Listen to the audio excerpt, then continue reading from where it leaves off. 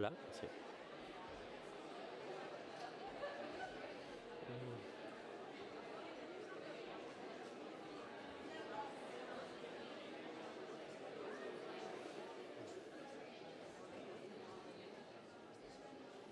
Okay.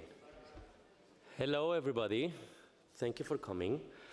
I'm Omar Sosa, and I'm very happy to introduce Ronan and Anne. They're going to be speaking here tonight.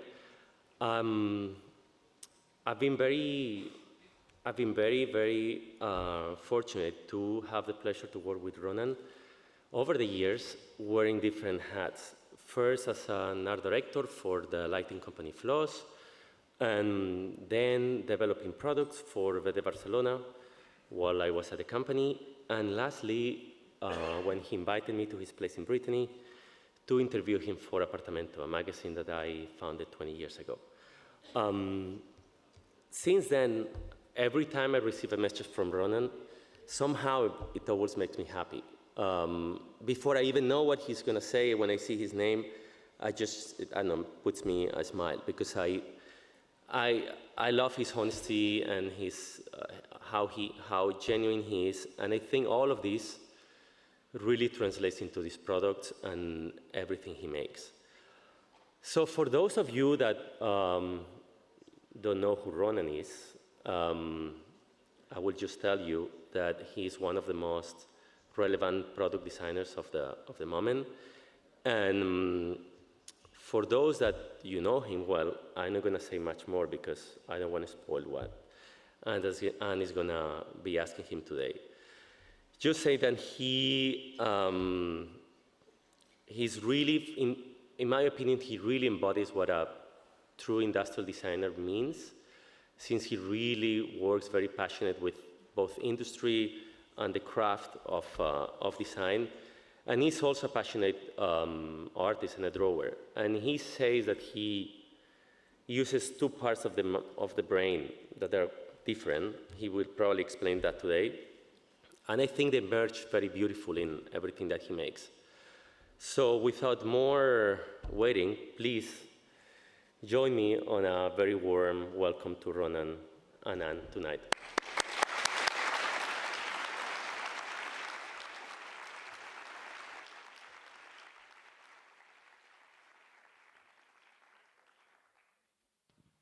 Hello, everybody. Of course, if you didn't catch that before we begin, that is Omar Sosa, creative director, co-founder of Apartamento, former faculty of Elisava, and pride of Barcelona. Thank you. Maybe a round of applause for him. Merci. Thank you all for being here and leaving no chair, maybe one, leaving no chair in this great auditorium. My name is Anne Quito. I'm a journalist, design critic, and a teacher here in Barcelona. Bonsoir, Ronan. Welcome. Bonsoir. Welcome. Merci, Omar. It was a bit like a wedding disco, or yeah. Before we begin, a little behind-the-scenes story on how this day came about. So in preparing for this talk, Ronan and I had a very brief call last week. This is a very standard practice for panels, for us journalists. It's usually to map out topics that can be discussed and some unmentionables, no? Lest I put you in a bad mood, to be avoided at all costs. I've been a reporter for about 10 years, and often subjects, especially with the stature of our guest tonight, tend to be, how do we say, control freaks. However, when I asked Ronan, so what would you like to talk about? He said, anything. In fact, I do not want to hear any of the questions in advance. Essentially opening the door for an unscripted and hopefully candid evening tonight. I think it's a gift for us. Thank you. So, dear friends and students, I hope you take Ronan's generous invitation to lead us to surprising and interesting tangents as you think of questions to ask him later. We will save time for that. And because tonight is a kind of tribute to quiet genius, I invite the shyest of you to write down your questions on a piece of paper and pass it to me. You don't even have to speak.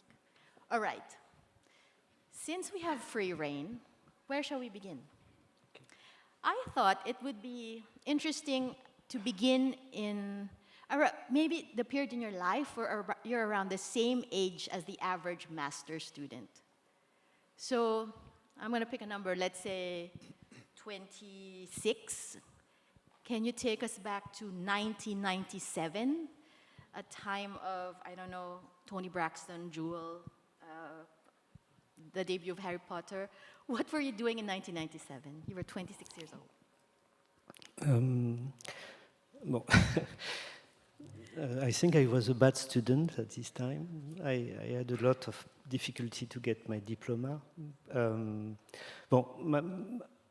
Maybe I start a bit before. I was lucky to grow in the countryside, very far from a lot of things, very far from everything in a way. Yes. It was before internet. It was before all that. The only way I was interested by object, and I do not exactly remember when, but I hear about the world of design, and I remember in a big library of the city near the countryside, there was just one book, but without pictures. So design for me was a sort of marvelous word, but I have no idea exactly what it means. And by chance, I was so bad at school that when I was 15, my parents accepted that I enter in a sort of school for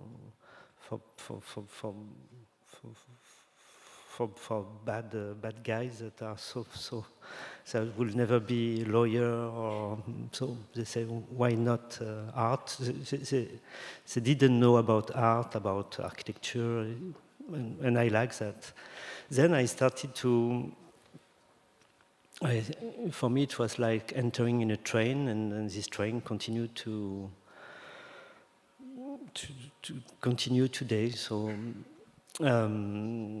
yes, that was that. So, so I had 3 passionate years between 15 and 18 when I discovered photography, video, movie.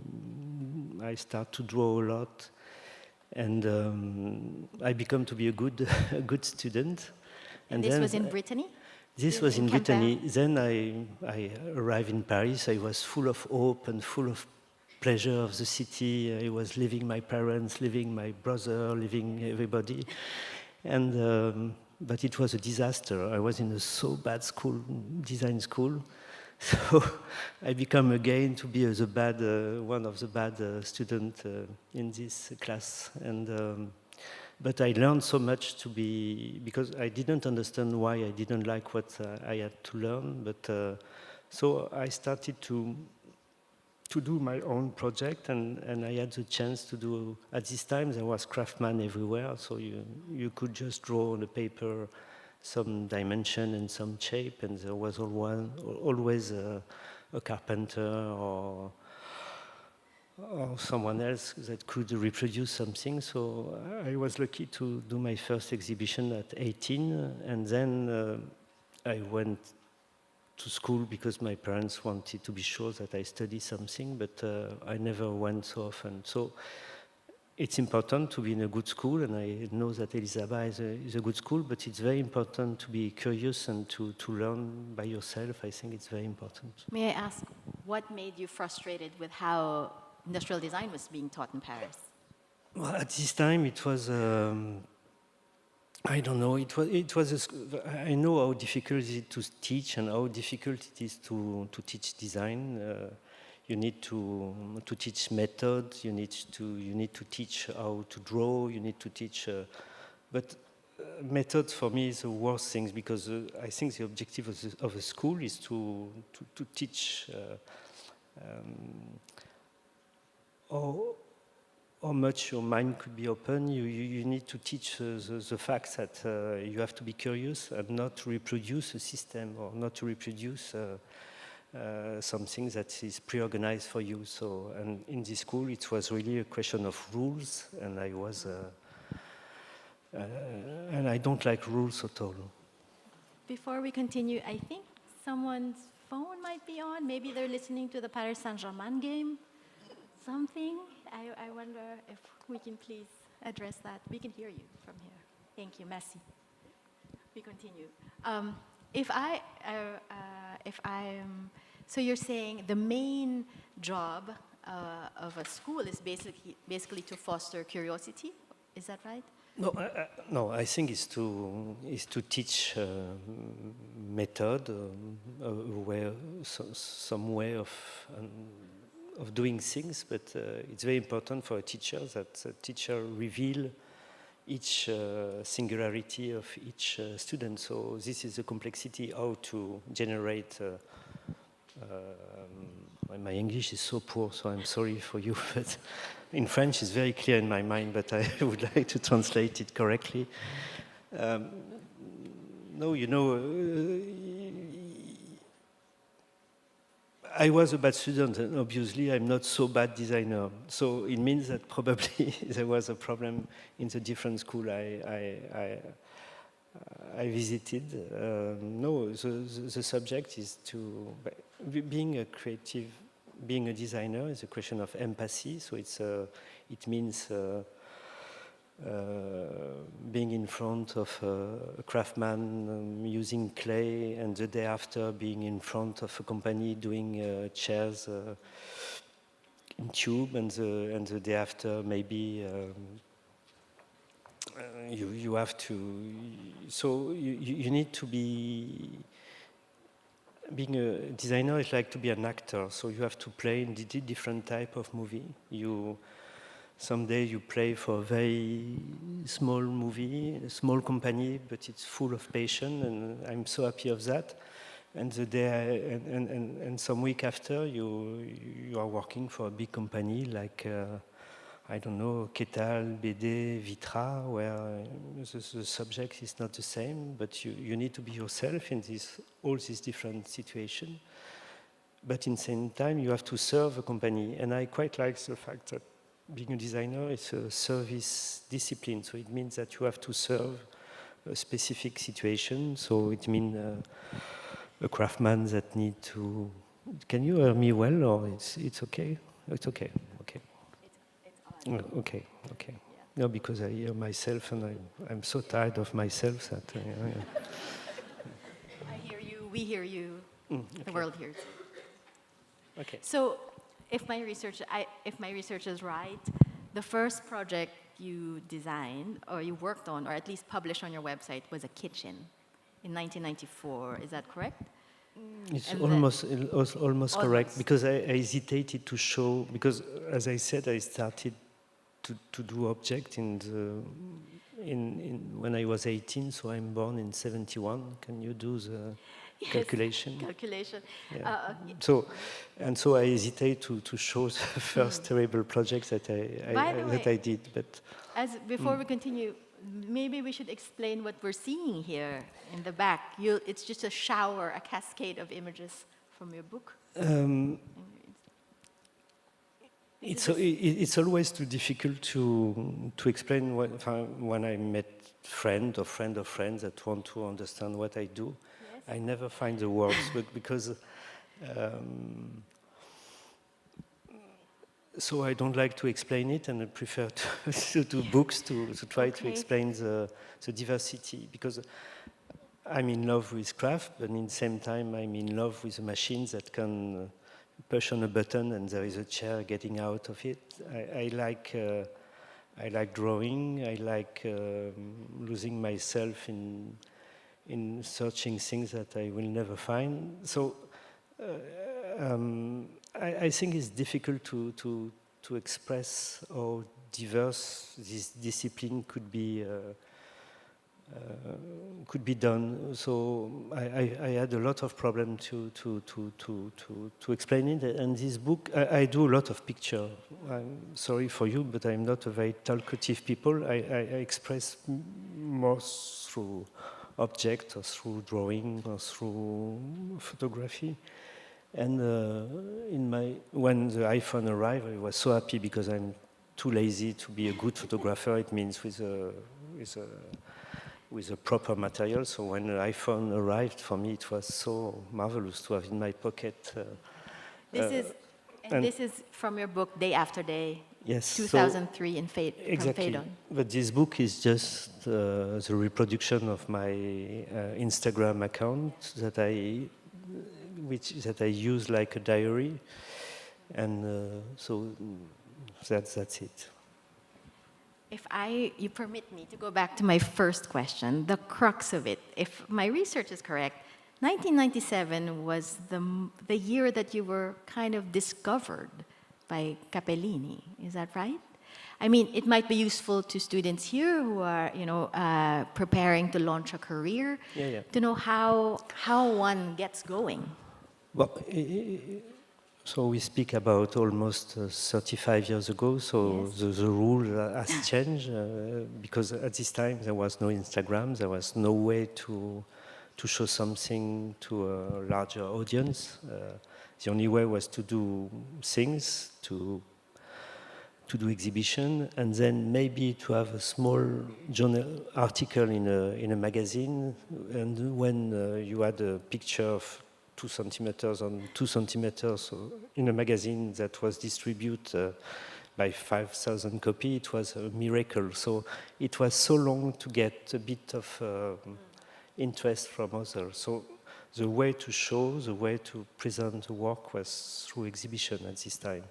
And luckily, at this time, one of the most important company was in Italy. It was Capellini, led by someone who was Giulio Capellini, and it was someone full of passion, full of interest in design, and one of the first Italian companies that decided to pick European designers. So they discover in a certain way Mark Newson, Jasper Morrison, and I was very young at this time, but he went on an exhibition and offered me to come in Milan. He offered me a plane ticket, but I'm claustrophobic, so I never took plane at this time. I was 27, yes. So it was a big problem because I understood that if I wanted to have a career, maybe taking a plane could be very important. Yes. And then I decided to use a plane. So I still use a lot of pills to. It's why I'm a bit like that today, because I just arrived, so the pills effect it's still in my body, but so. Is it true that when Mr. Capellini was actually looking for you, you kind of vanished? Is that right? I read an anecdote that you were very shy at this moment. I'm still very shy. You're still very shy. Still very Again, shy. Tonight is a tribute to shyness and how shyness triumphs, actually, above all. Okay, maybe a second to tackle shyness. How do you manage this? Because you are, you have to sort of find ways, I suppose, to say yes, like talk to people, be in this grand auditorium. Yeah, but it's very dark, so I do not feel it so much. How do you manage shyness, and is it something to overcome to be successful? Well, I don't know. I want to do projects, so for that I need to. I need to be confronted to different situations. It's true that I like to be in my studio or in my apartment or in my house to sing. It's my favorite time. I'm very happy to be in Barcelona, to be honest. But what is sure is that when I present a project, I'm not at all the good guy to explain it in Philippe Stark is not your template, you're saying? No, what I wanted to say is that when I have to present a project, it has to be well thought and presented correctly, or because I'm not the man that will say, I did a fabulous things, I have to present you. I'm not able to do that. And so it's interesting because recently I was in Japan with some students from ECAL, and we worked together with 10 very, very good students and with a team of Issey Miyake. And as you know, in Japan, they do not speak English, the communication is very complex. So I asked them to present their project without words. So they had to do very good mock-up, they had to do great research, but they had not the possibility to explain it. So it was a very good exercise, and in Miyake, they were so amazed by the beauty of the mock-up, because when you cannot explain an idea you have in mind, it has to be very clear and very well organized to express what you have in mind, and it was a good success. So. I also read that your first instinct is always to say no. Is that right? Yes, it's true. But I'm in the period where I'm in a very difficult period because I say yes since 2 years. So we are in the studio, we have almost 30 projects in the same time, and it's too much. So I think I will come back to the no situation. Yeah. For example, the Miyake example, I mean, they approached you years ago with an unusual project to design their store in Paris for Epoch, a piece of cloth. Mm-hmm. And I think I read that initially you said no. It's a casting error or something like this. Yeah, it was 25 years ago. So at this time, the fashion shop was very interesting subject because there was few shops. The fashion was not developed at all as the fashion that we know today. So. And I received a call from Issey Miyake, but at this time I thought I was an industrial designer, so his subject was to do a shop, so it was more interior designer, and I thought I had no crew or no quality for space. It's why I said no at the beginning, but 3 months after, they called back and they say, we want you because we think maybe as a designer you can understand better the way we build clothes, and you are maybe a good person to find a way to explain that. So. Are you happy you said yes? And then it was yes. Yeah. And last year, 2004, you said no to them again. It was the same subject. Since years and years, a lot of fashion companies who asked me if they could use my drawing to put on a bag or on a shirt. And I was not sure it was a good idea, so I said no for several requests. But then Miyake called, and someone said to me that they would like to, if I would like to collaborate with them to do something. So I immediately answered no, because it was a fashion context. My drawing in a fashion context, I thought it will be a disaster. But I had the memory of the relationship with Miyake, and Miyake design team, it's more a design team than a fashion team. So they are really so careful about the way they build clothes, the way they develop things, that the first time it took 3 months before the no and the yes, but there it was maybe 30 minutes because I thought I was maybe an idiot to refuse this proposal. And it was a marvelous experience with them. The Japanese, I love Japan so much. The Japanese are so passionate, so dedicated in detail. But it was very interesting because and so respectful. Yes. It's not at all the fashion ways that we know in Europe, when they just use you as very quickly, not very decently, and put you in the garbage the day after. Here it was a very, we did 80 different pieces, from shoes to bags, from banal t-shirt to more complex things. And I was very happy of this experience. So yes, eventually yes. It was a yes. Yeah. For someone who says no a lot, you've worked with a lot of companies. Maybe I can help the audience by reading a list, a short list, an abecedarium, it looks like. Alessi, Artek, Axor, Capellini, Established & Sons, Floss, Galleria Creo, Glass Italia, Hey, Il Italia, Cartel, Ketal, Coyori, Cravat, Ligne Rosé, Magis, Mattiasi, Mutina, Nani Marquina, Samsung, Swarovski, Vitra, etc., etc. I wonder if, what's the weirdest thing you've been asked to design? I don't know. For me, there is no hierarchy except arms. Weapons. Guns?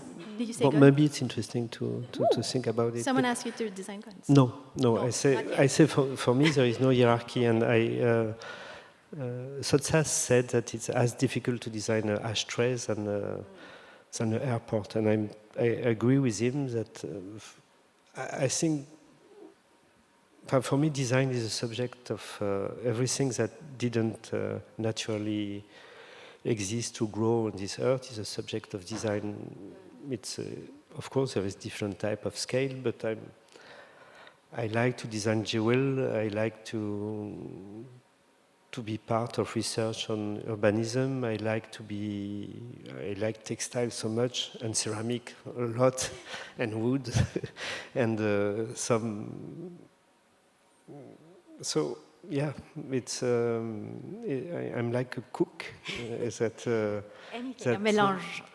It's not anything, but I think I like be confronted to materials that I don't like, for example, and to try to find a way to use it in a good way, and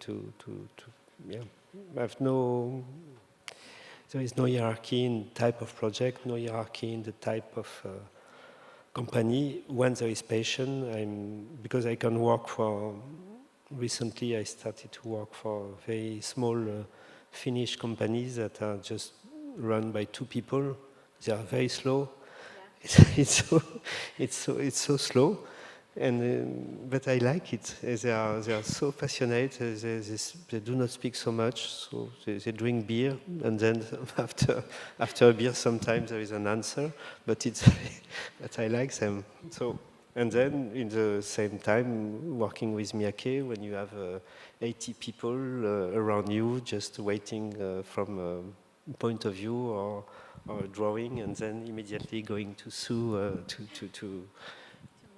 to make the clothes. It's fabulous, but it's just a matter of atmosphere and people that it's why when I have a request, when we have a request for a project, I never want to meet the people. I just want to try to understand before if the subject could be interesting for me.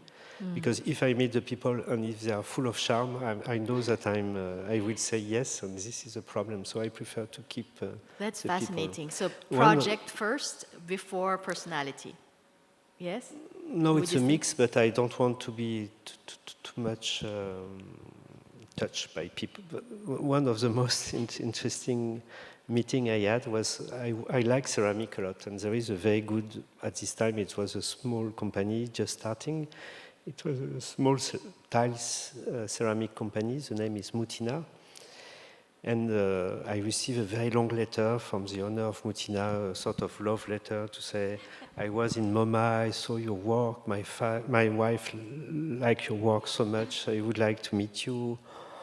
Well, I didn't know if I wanted to do tiles, I didn't know if I wanted to match him. But a second letter, very, very sympathetic. And then he arrived in the studio, but sweating a lot because he had a lot of ceramic tiles with him. So it's a very difficult work because you have to carry kilos and kilos. So he was sweating a lot, and he was so anxious that it was almost very difficult to speak, but it was marvelous because I feel that this guy wanted to really work with me. I think he was full of charm, and then I remember that he left, and in the courtyard he was just so desperate because he thought that the meeting was so badly, and then some weeks after I was in Italy, and I don't know how he knew that I was in Italy in another company. So he called me and proposed me to organize an helicopter to pick me at the company to go to his factory. And I don't like I don't like I don't like flight. I don't like. So you can imagine that me in a helicopter, never in my life, and I don't like luxurious situations. So it was totally wrong with him. So so I came by train, and then I visited the factory, and I liked the factory, and then we started to work together. Okay, it's fascinating to consider the project first, then the people. I used to work for Milton Glaser, and he said before he accepts a project, you must meet face to face because he wants to smell you. Oh, yeah. Not deliberately. It's like, it smells good, then he does it. One of his last projects was packaging for pudding for a very simple, like a company, like a catering company owned by husband and wife. But he says, I like the way they smell, and he did it. I agree with that. You agree? So project and smell, like. Yes. So you have an instinct. Okay. It's fascinating to talk about kind of project and people, but maybe there's a connection to designer and output. As a journalist, I am often confronted with a cult of celebrity when it comes to design world, as you know. Maybe the big manufacturers invest in time in lifting and making designers brand names. Would you agree? I don't know. Okay, I'll say. Like when you go to a furniture fair, or when you go to an exhibition, when I go to a press release, okay, or maybe even in architecture, right? Like there's something called starchitects. And sometimes you don't always love what they make. And it makes me consider the relationship between producer and product. Do you often think, what is your relationship to celebrity or your reputation or your name when you design any object, when you're asked to do something? Well, there could be my name on some object. Probably it helped for the first months to be distributed in different shops. But if the project is not good, it will be a bad seller, because my life is a mix of some success, but a lot of bad sellers. Yeah? It's terrible, but it's a life. It's like that. By chance, I think the balance is positive, but I tried to do a website like an archive when all the objects I designed since 30 years are organized. If I look at them, a few parts of them were. Is that right? Were good seller or were successful. Or, so do some things you have to be very humble with that, because and then celebrity, I don't care, except the fact that you have most chance to continue to do what you want when you have a bit of celebrity. It helps to continue your own work. Yes, of course. A lot of all the things you've designed, I think a lot of them are chairs. Is that right? You've designed a lot of chairs. How much of your life do you think you've devoted to chairs? How much percentage of your life have you devoted to chairs? Presenting like that, it seems to be terrible. You see, the life is so amazing and beautiful.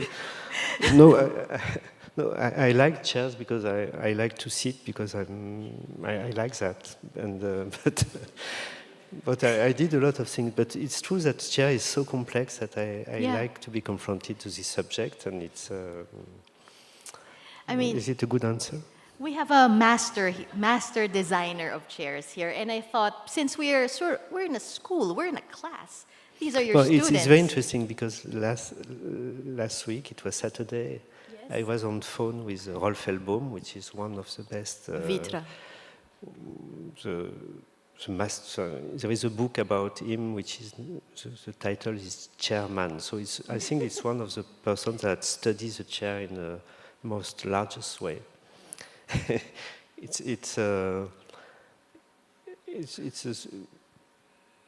I spent 30 years of my life to speak with him during 25 years, almost every day, about everything, about chairs.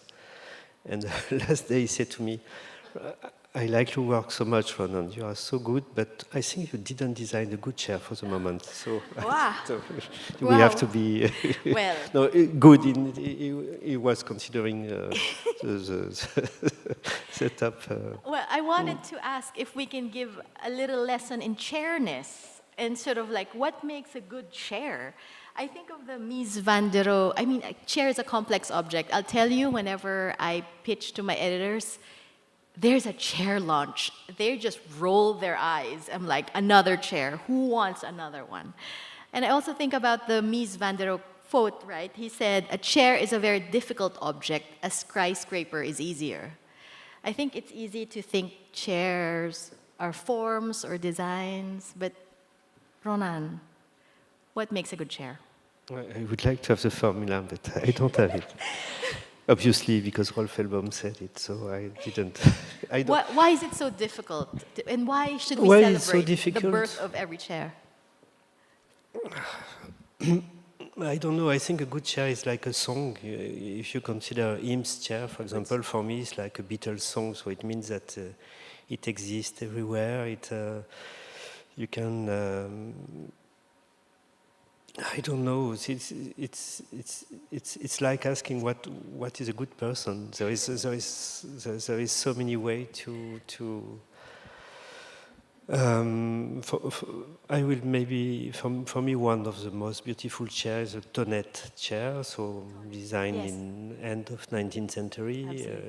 It was this marvelous curved plywood chair, curved wood. It was interesting because at this time the cost of a chair was 2 beers. So because the material would cost nothing,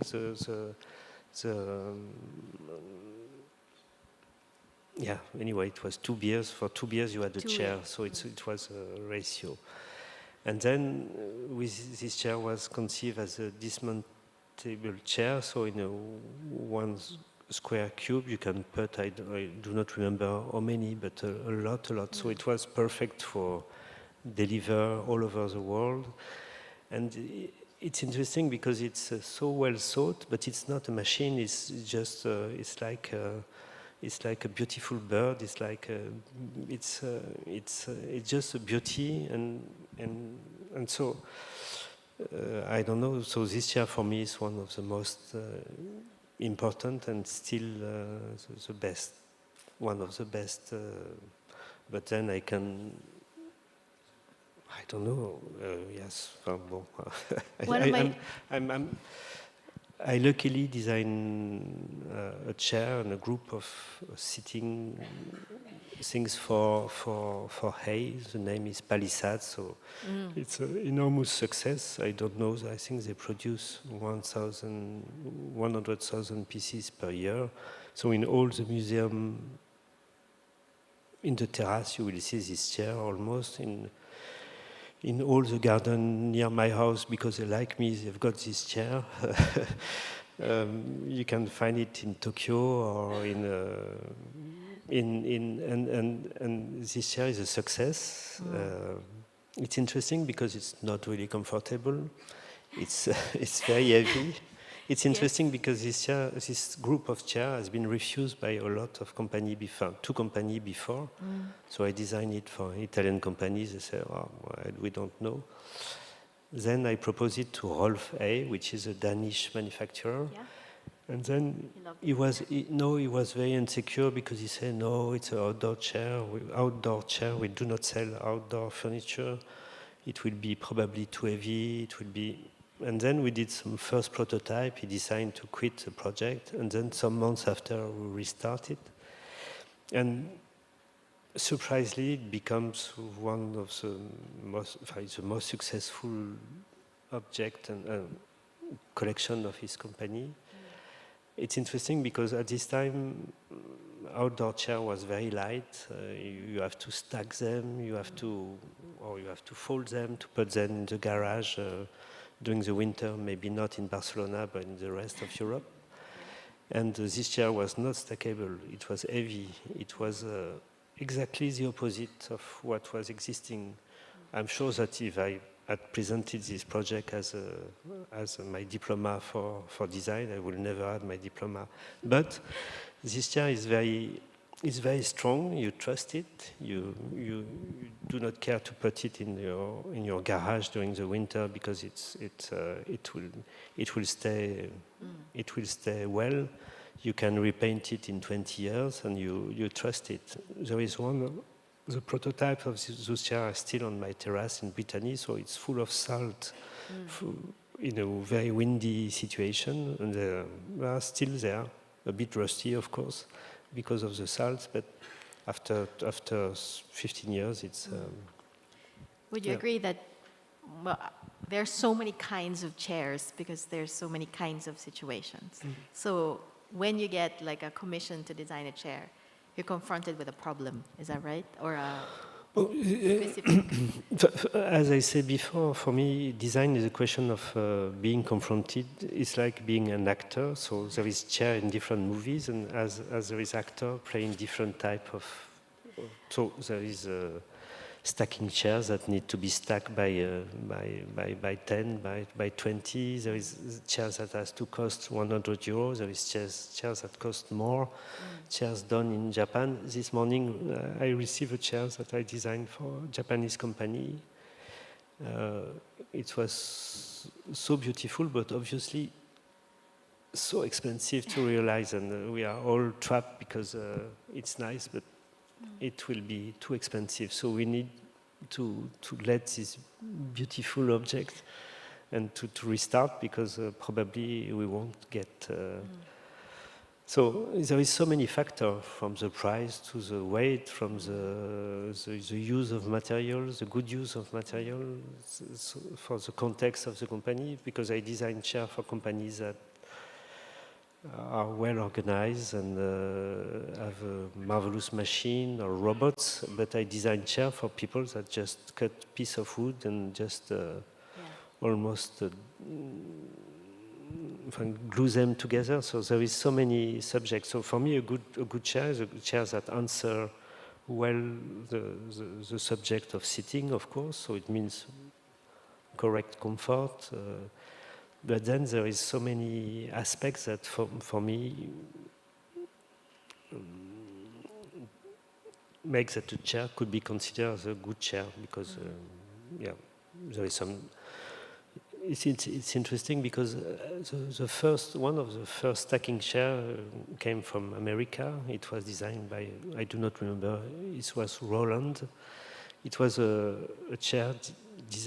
The structure was in a rod, in a very 8, maybe 9 millimeter rod. And when you stack them together, you can stack a huge quantity of chair because it's so thin. So I think came to Herman Miller first. Anyway, he came to different company and nobody were interesting. The subject of stacking chair was not interesting for companies. They didn't care about that. And then a lot of people after company understood the interest of doing. So it's... As a designer, you obsess about everything that you said, including materials, price, ergonomics, audience, is that right? Like shipping, packaging, the whole gamut involved more than drawing a beautiful form, yes? Yes? It's all of that. It's all of that. I don't think we often think about that. When we, I don't know, go shopping and we're like, why is this 2,000 euros? Why, when I can just, you know, maybe get a similar looking one? I wonder, as designers of chairs, do you get to name them? Yes, and it's the most terrible thing I have to do. It's always push at the end of the... What's the best name you've given a chair, you think? What's your favorite? I'm never very proud of myself, so favorite I don't know, but and I try to forget just the the name. Name. Even if it's a okay chair, what's the name? A brilliant name for a... Brilliant. I never access to this level, so I don't know.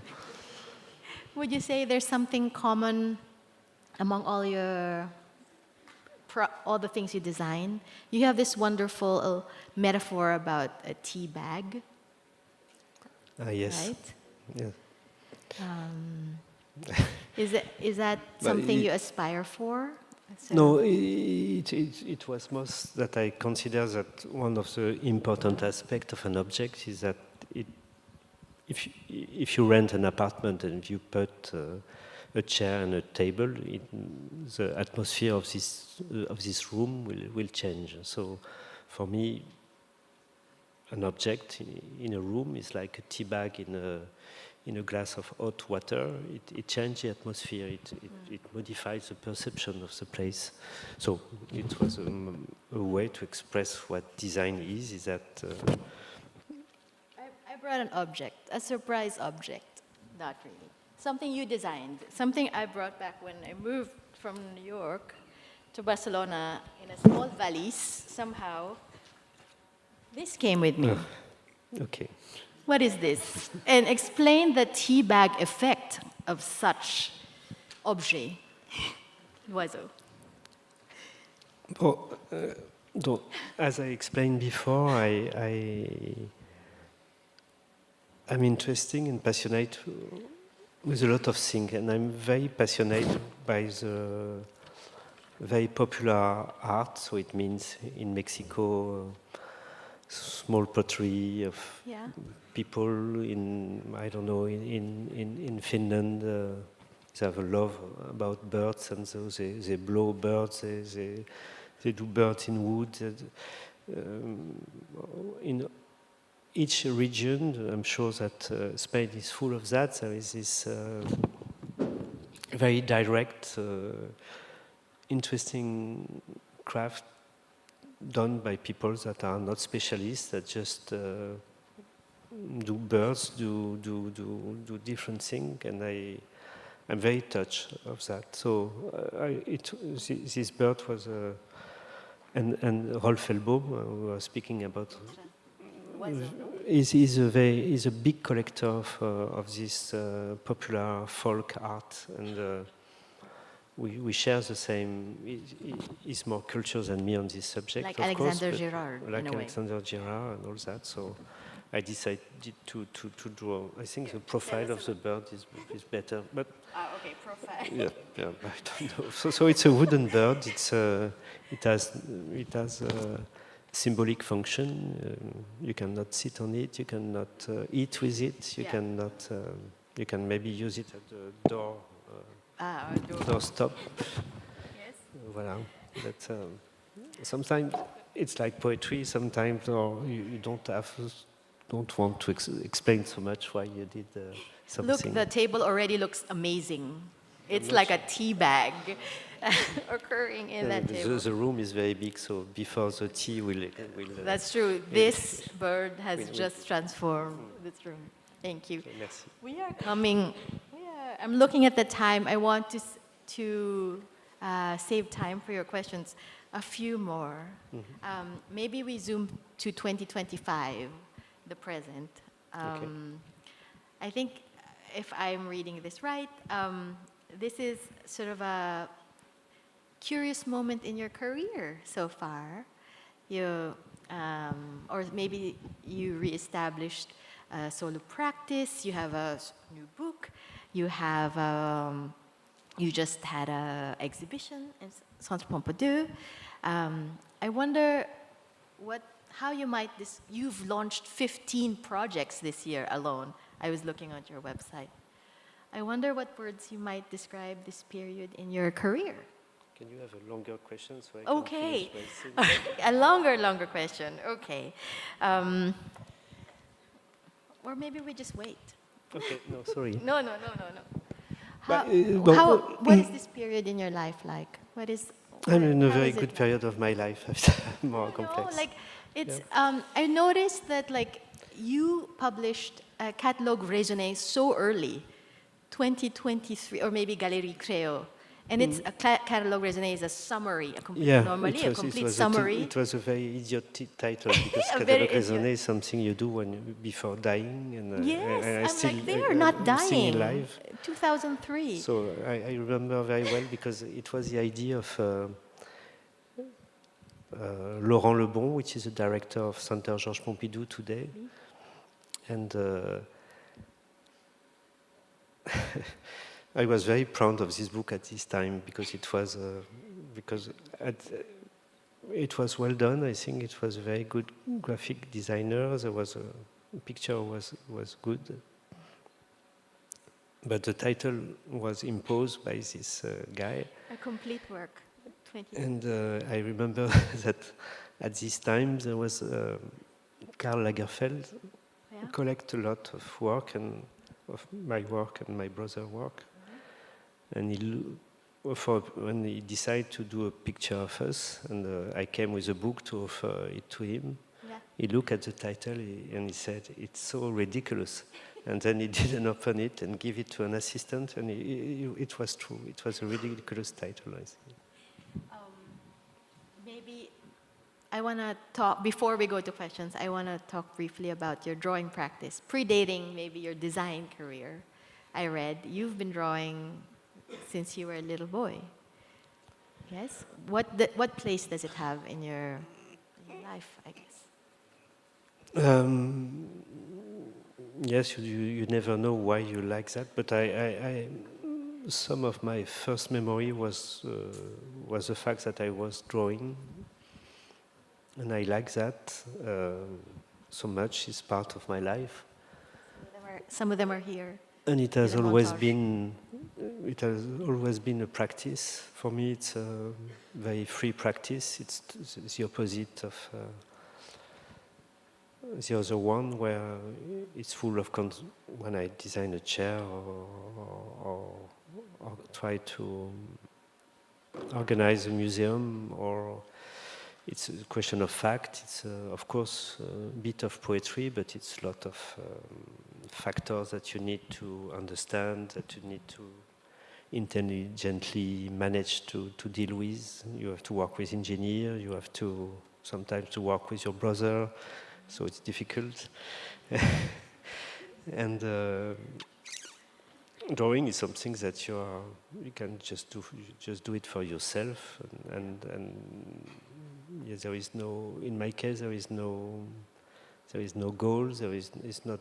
I do not want to do. I like the practice of drawing.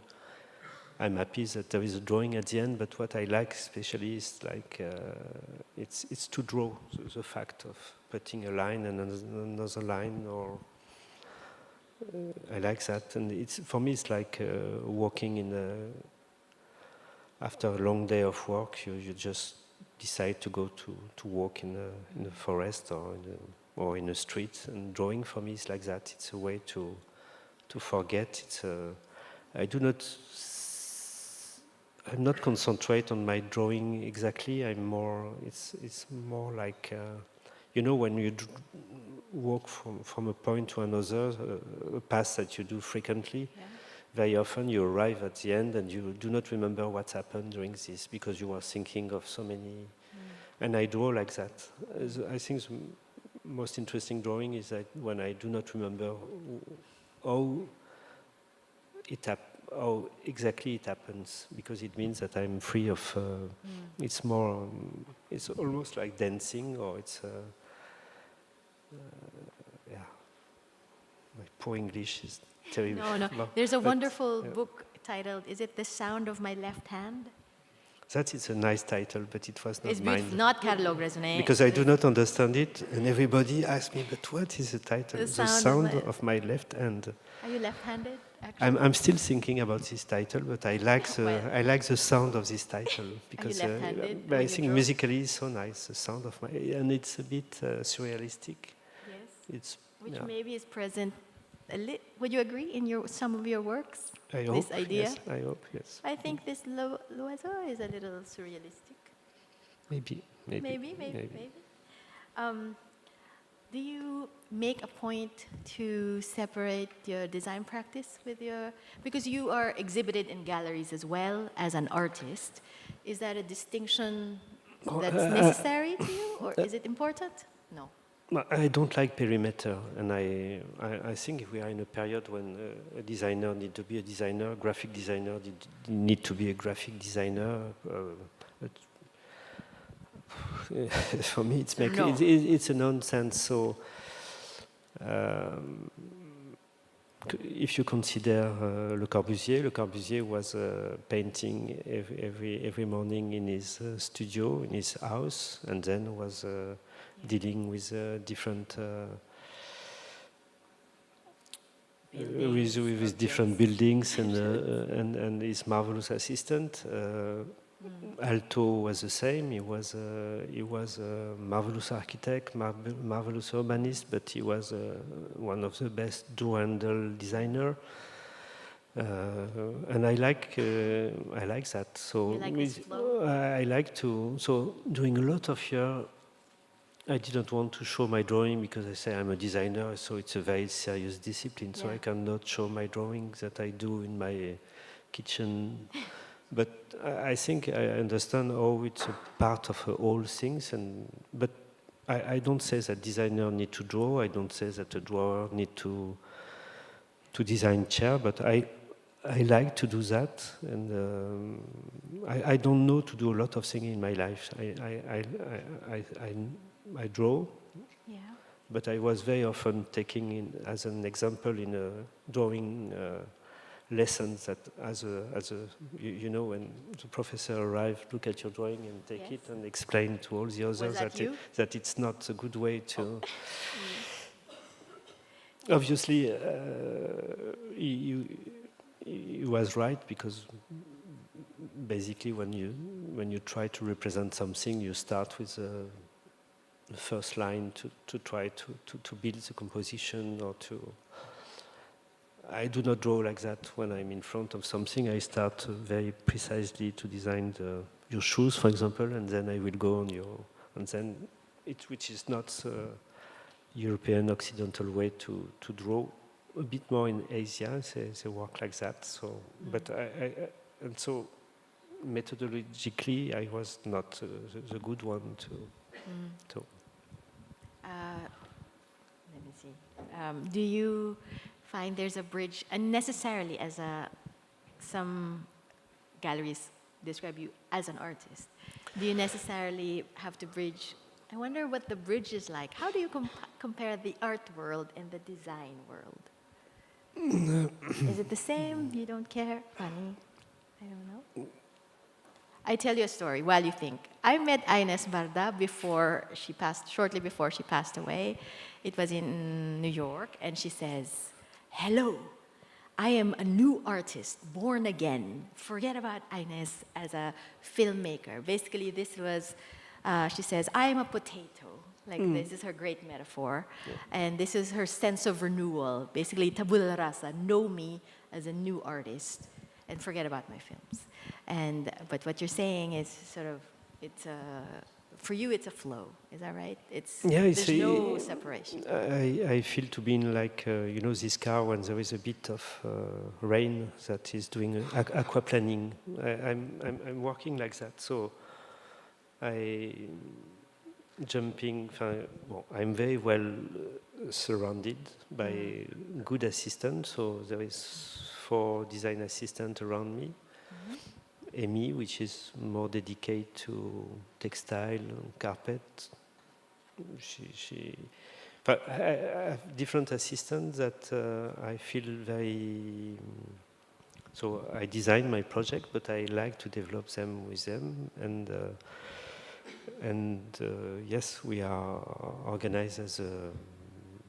So, because people maybe do not understand how it's possible to do so many projects in the same time, but so I basically think about idea, draw them quite precisely. I'm well surrounded by people that I can send by SMS to Hiro, a Japanese assistant, which is a master of modeling, so he physically modeling things. So I know that if I send it in the morning, at the end of the day, it will come back full of dust and with a model of a chair. Paul, which is here, is so skilled about understanding my sketches and to translate them in 3D modeling. Yes, so it's organized like that. So this is the first, and then there is a manufacturers that are full of. Here there is some Spanish manufacturer. Quetal. Antonio, for example, is one of the best engineers that I never met.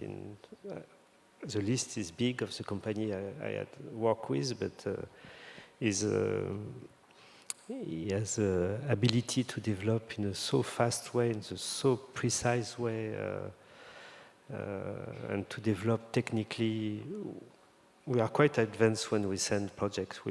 I care so much about detail, about millimeters, that I know exactly what I want, but then you need to work with engineers that are the one who will translate this idea in a manufacturing process. And so when I consider the number of people working around my project or ideas, there is hundreds of them, because in Vitra there are 10 people working on development of things, same in flows.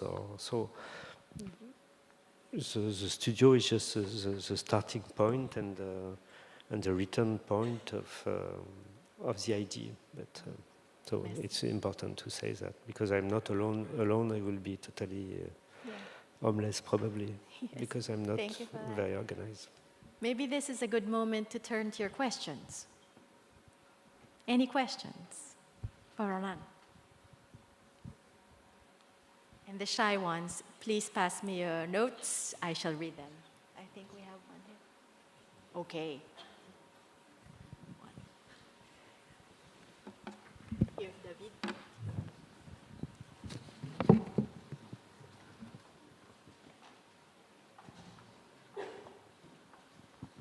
Hello, how are you? So I was wondering, do you remember the first time you realized you had the ability to create? And can you share us your first encounter with design? Yes, exactly. I was in this school when I was 15 or 16, and I had to do a chair, and the starting point of the chair was a Rietveld chair. I don't know if you know this Dutch designer from starting to work in the 20s and designed chairs with a program of chair with just plank, and that was the way to start. So the teacher asked us to think about how to do a chair in plank. My chair was terrible, so it was a starting point. Hold on. Unfortunately, I've been told that we've run out of time. We just have one more question. We have time for one It's more terrible. question. I like public questions. But And maybe there are no more. I'm just going to ask you one question, and I hope you will answer me in one word or like a few words.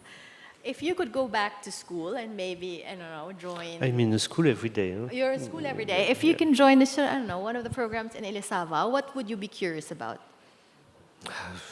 I feel so... I heard that there is 30 different... 30 different programs. master in Elisava. Yes. I would like to test all of them. Yes. All of them. All of them? All of them. Yeah. I have so much to learn. Fine. Bien. Okay, a round of applause for Ronan. Thank you so much.